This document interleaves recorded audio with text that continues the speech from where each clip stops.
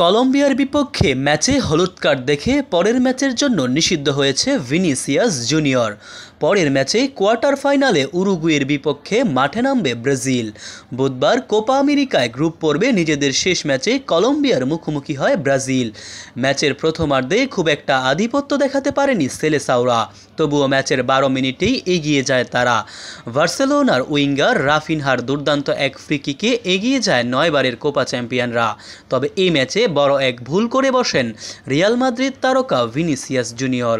ম্যাচের শুরুতেই James রদ্রিগেজকে foul করে বসেন এই উইঙ্গার।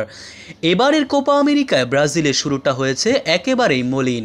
টুর্নামেন্টে নিজেদের প্রথম ম্যাচে কোস্টারিকার বিপক্ষে গোলশূন্য ড্র করে ব্রাজিল। পরের ম্যাচেই অবশ্য ঘুরে দাঁড়ান তারা।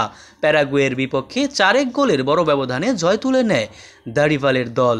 তবে বিপত্তি বাদে সময়ের অন্যতম সেরা তারকা ভিনিসিয়াসকে নিয়ে বলতে গেলে ব্রাজিল দলের সবচেয়ে গুরুত্বপূর্ণ খেলোয়াড় এখন তিনি।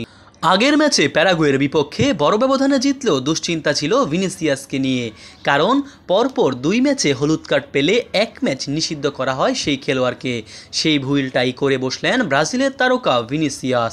প্যারাগুয়ের বিপক্ষে ম্যাচের 83 মিনিটে হলুদ কার্ড পেয়েছিলেন এই উইঙ্গার। আগেই জানা ছিল কলম্বিয়ার বিপক্ষে হলুদ কার্ড পেলে পরের ম্যাচে তাকে দলে পাওয়া যাবে না। তারপরও ব্রাজিলিয়ান কোচ তাকে শুরু থেকেই মাঠে নামান।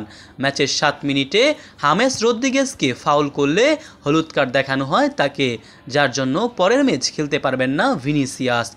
ম্যাচের শেষ পর্যন্ত 1-1 গোলে ড্র হয়।